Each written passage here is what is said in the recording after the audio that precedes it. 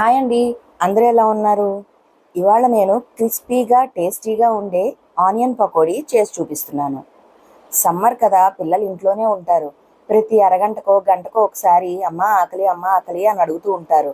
అలాంటప్పుడు బయట ఫుడ్ వాళ్ళకి పెట్టకుండా, బయట ఫాస్ట్ ఫుడ్ కానీ హాట్ చిప్స్ కానీ అలాంటివి పెట్టకుండా ఇంట్లోనే ఈజీగా చాలా సింపుల్గా చేసి పెట్టేయచ్చు. పిల్లలు ఇష్టంగా కూడా తింటారు.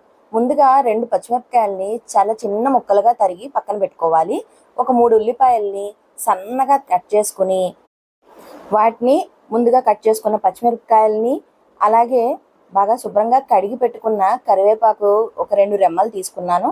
వాటిని కూడా చక్కగా ఒక బౌల్లోకి తీసుకుని సాల్టు, కొంచెం ధనియాల పొడి, అది కచ్చా పచ్చాగా దంచిన ధనియాలు, అంటే ధనియాలు నోటికి తగులుతూ ఉంటే బాగుంటుంది. కచ్చా పచ్చాగా దంచిన ధనియాలు తీసుకొని వాటిని మెత్తగా మెదుపుకోవాలి. అందులో ఉన్న వాటర్ అంతా బయటకు వచ్చేయాలండి. ఉల్లిపాయల్లో ఉన్న వాటర్ అంతా బయటకు వచ్చేలాగా బాగా మెత్తగా మెదుపుకుని ఒక 10 నిమిషాల పాటు పక్కన పెట్టుకోవాలి మూత పెట్టుకుని. తర్వాత తీసుకొని అందులో ఒక కప్పు వరిపిండి, దానికి ఒక 2-2.5 కప్పుల శనగపిండి వేసుకొని ఇలాగా వీడియోలో చూపిస్తున్నట్టుగా బాగా ముందు ఆ ఉల్లిపాయలో ఉన్న వాటర్ తోటే కలిసేలాగా బాగా కలుపుకోవాలి. కలుపుకున్న తర్వాత ఒక చిన్న టీ కప్పో చిన్న టీ గ్లాస్ తోటో నీళ్లు సరిపోతాయి, ఎక్కువ అవసరం ఉండదు. చూసుకొని కన్సిస్టెన్సీ చూసుకొని మనం కలుపుకుంటూ ఉండాలి. బాగా పైకి కిందకి చపాతీ పిండిలాగా బాగా కలపాలన్నమాట. కలిపితే ఏమవుతుందంటే మొత్తం నీట్గా అంతా కలిసి గ్యాప్ అది లేకుండా క్రిస్పీగా రావడానికి మనం ఇలాగా ప్రాసెస్ ఎంత బాగా కలిపితే అంత బాగా వస్తాయండి. కొంచెం వీటిని చాలా టేస్టీగా క్రిస్పీగా చేసుకోవాలంటే ఇలా కలపాలి. చపాతీ పిండి మెదిపినట్టు మెదపాలి. ఇంకొకటి ఏంటంటే పొడి పొడిగా ఉండాలి పకోడీ. చూడండి, చేతుల నుంచి ఇలా అంటుంటే పిండి ఇలా విడివిడి పడుతుంది చూడండి, విడిపడిపోతుంది చూడండి, అలా ఉండాలన్నమాట. అలా ఉంటేనే నూనెలో వేసినప్పుడు చాలా క్రిస్పీగా టేస్టీగా వస్తాయి. ఆయిల్ పీల్చకుండా ఉంటుంది కూడా. ఇప్పుడు కొంచెం లైట్గా కారం వేసుకోండి. నేను వేసింది 3 మ్యాంగోస్ కానీ ఆశీర్వాద్ కానీ యూజ్ చేస్తానండి.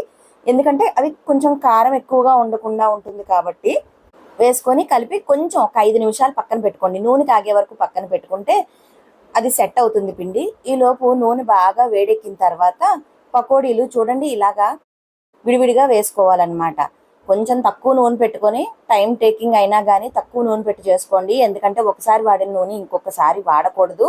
ఇప్పుడు మనకు అసలే నూనె అది కూడా షార్టేజ్ ఉన్నాయి కాబట్టి, అలాగే ఇష్టంగా తినాలి అనుకున్నప్పుడు తినాలి కనుక ఒకసారి 2-3 రకాలు ఏమైనా చేసుకునేలాగా కూడా పెట్టుకోండి హాట్ ఐటమ్స్.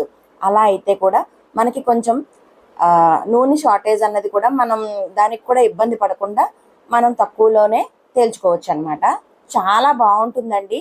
ఈ పకోడీల్ని మీడియం టు సిమ్లో పెట్టుకుని చక్కగా వేయించుకోవాలన్నమాట. వేయించుకున్న తర్వాత మంచి బంగారు రంగులో చూడండి ఎంత బాగా వచ్చాయో. ఇవి నూనె కూడా ఎక్కువ పీల్చవండి. దగ్గరుండి చేసుకుంటూ ఉంటే నూనె కూడా ఏమీ పీల్చవు. నేను ఇక్కడ తినే సోడా కూడా ఏమీ వేయలేదు. చాలా క్రిస్పీగా ఉంటాయి. మనం వాటిని ఏంటంటే పిల్లలకి టమాటో సాస్తో చేస్తే, ఇది సర్వ్ చేస్తే గనక చాలా ఇష్టంగా, అసలు ఏ రొటీన్వేనా బయటవి కావాలి అని కూడా అడగకుండా ఇష్టంగా తినేస్తారండి. చాలా బాగున్నాయి చూడండి. అస్సలు ఎక్కడైనా సరే ఇలా పట్టుకుంటే చాలా క్రిస్పీగా తగులుతున్నాయి చూడండి చేతికి. ఇలా అనగానే అలా పొడి అయిపోయేలా ఉన్నాయి. చాలా టేస్టీగా ఉంటాయండి. అస్సలు నూనె పీల్చవు. ఇక లాస్ట్ వాయిలో నేను 3 పచ్చిమిరపకాయలు నిలువుగా చీరి దాంతోపాటు కరివేపాకులు కూడా వేయించి ఆఖరికి వచ్చిన తర్వాత వేసి పెట్టాను. ఎందుకంటే ఇలా లాస్ట్లో కొంచెం తీసి సర్వ్ చేసినప్పుడు పిల్లలకి పైన అలా వేసి ఇచ్చామనుకోండి, అది చూసి కూడా ఎక్కువ ఇష్టంగా తినడానికి వాళ్ళు వస్తారనమాట. ఏదైనా సరే పిల్లలకి డెకరేటివ్గా ఉంటే చాలా ఇష్టపడతారు కదా, అందుకని ఇలా చేశానమాట. మా చిన్నదానికైతే ఆనియన్ పకోడీ అంటే చాలా ఇష్టం. అందులో ధనియాలు ముఖ్యంగా తగలాలండి. కాకపోతే నేను ఇక్కడ కొంచెం కచ్చాపచ్చగా దంచుకున్న పౌడరే వేశాను. ధనియాలు కూడా కొంచెం చేతితో నలిపి వేసుకుంటే కూడా చాలా బాగుంటాయి. అచ్చం స్వీట్ స్టైల్లోనే వస్తాయి. ఎంత బాగుంటాయంటే అంత బాగుంటుంది. దీన్ని మనం టమాటా సాస్తో సర్వ్ చేసుకోవచ్చు, లేదు ఏదైనా చట్నీస్ కూడా ఉంటే సర్వ్ చేసుకోవచ్చు. రెసిపీ నచ్చితే మీ లైక్స్ కామెంట్స్తో నాకు తెలియచేయండి. Thank you.